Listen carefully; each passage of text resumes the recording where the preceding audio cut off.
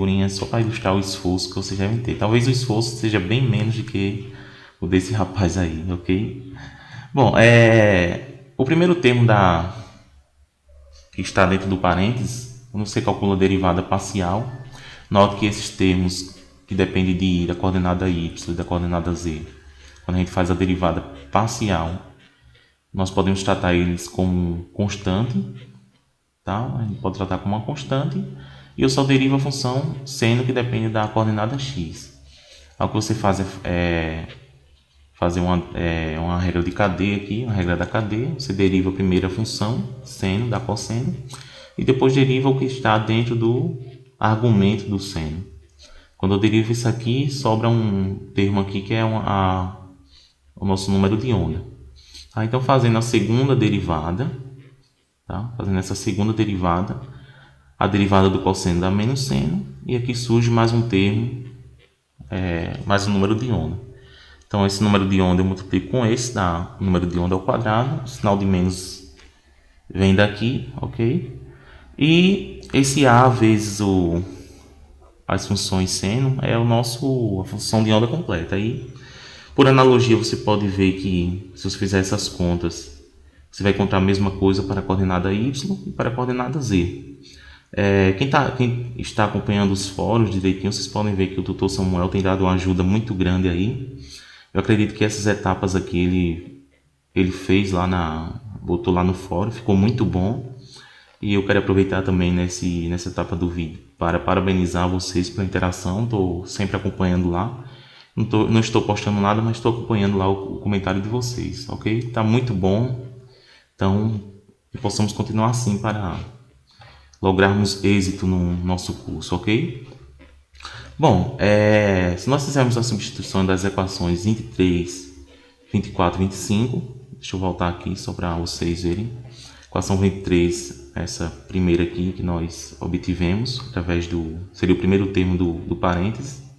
Aqui o segundo termo e o terceiro termo. Se nós substituirmos essas três equações na nossa equação de Schrödinger, o que nós chegamos nesta equação. Ok? Então, nosso objetivo agora é isolar esse termo da energia. Então, note que esse termo π da função de onda eu posso colocar em evidência aqui. Agora eu posso cancelar os dois termos dos dois lados e escrever a nossa energia, os autovalores de energia, desta forma. Como Kn1, Kn2 e Kn3 podem ser escritos em termos dos números inteiros N1, N2 N3, nós reescrevemos a nossa energia, os autovalores de energia dessa forma. Ok? Note que esses números N1, N2 N3, só relembrando, são números inteiros. E aqui eu tenho L1 ao quadrado, L2, L3, que são os lados da nossa caixa tridimensional. Bom, agora o nosso próximo passo é as nossas funções de onda associadas a cada nível de energia. Então, as funções de ondas elas são determinadas por esses três números, que eu vou dizer daqui a pouco o que são. Tá? A forma dela ela é bem parecida com os casos anteriores, já demonstrei essa equação anteriormente. Só o que eu fiz aqui diferente foi substituir o número de onda 1, o 2 e o 3 por esta expressão, tá? E os pontos importantes dos nossos resultados, já obtivemos resultados já para os autovalores de energia e para as funções de onda associadas. Então, tanto a energia como a função de onda são caracterizadas por três números quânticos. Na verdade, esse N1, N2 e N3 que nós obtivemos durante no decorrer do vídeo, dos slides anteriores, tá? Eles são os três números quânticos. Então, dado o conjunto de três números quânticos, nós podemos obter tanto a energia como a função de onda associada à energia, ok? Esses três números quânticos resultam de três condições de contorno. Cada condição de contorno é advinda de uma coordenada espacial, tá? Então, acho que eu comentei isso no final do primeiro vídeo, em que eu falei que como você só tinha uma coordenada lá no caso unidimensional, você só tinha um número quântico. Aqui, como você tem três coordenadas espaciais, você teria três condições de contorno. E isso resultaria em três números quânticos.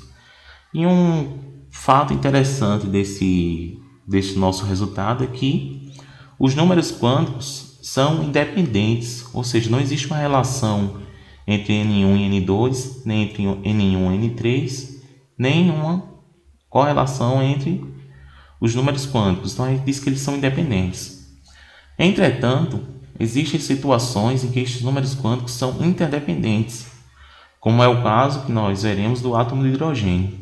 Quando nós estudamos o átomo de hidrogênio, nós vemos que os números quânticos que nós obtemos são os números quânticos N, L e M. Existe uma relação entre eles que eu vou mostrar em outro vídeo para vocês, ok?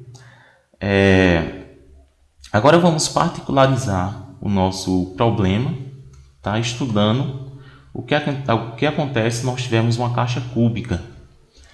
Neste caso, como a caixa é cúbica, então todos os lados da sua caixa devem ser iguais, e nós escrevemos aqui a energia e as funções de onda desta forma, né? Usando essa condição aqui de que os três lados são iguais. Bom, então nossa ideia agora é ver cada um dos estados de energia. Primeiramente, o estado fundamental, ele é descrito por um conjunto de três números quânticos, nesse caso aqui seria 1 e 1. Então a energia do nosso estado fundamental seriam 3 meios de h cortado ao quadrado, π ao quadrado sobre ml ao quadrado. E a função de onda associada, a energia, seria descrita por esta equação aqui. Bom, agora um ponto interessante é que o primeiro estado excitado, ele é descrito por três números quânticos também, mas só que existem três combinações diferentes dos números quânticos. O primeiro estado excitado seria descrito por esses três números quânticos, 2, 1 e 1, tá? Só que a gente pode ter permutações desses três números quânticos.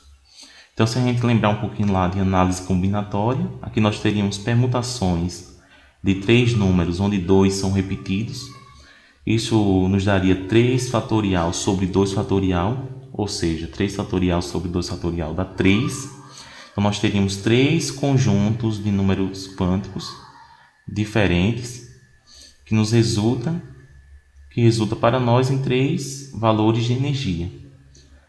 Agora, note que esses 3 valores de energia são exatamente o mesmo.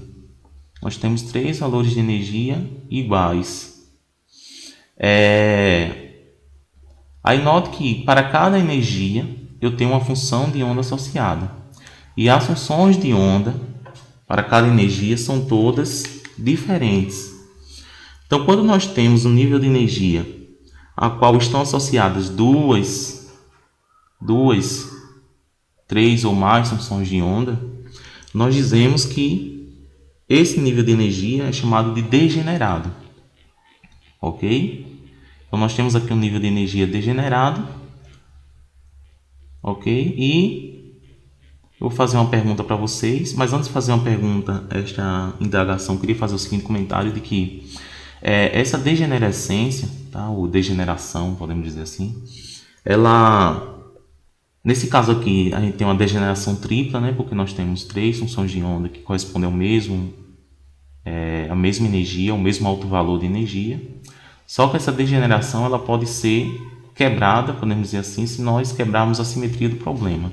A degeneração ela está muito associada à simetria do problema. Como nós temos uma caixa cúbica, se nós em vez de uma caixa cúbica tiver uma caixa como um paralelepípedo, por exemplo, então os 3 lados da caixa sendo diferentes, você vai ver que não tem essa degenerescência, tá? Não tem essa degeneração entre para um nível de energia.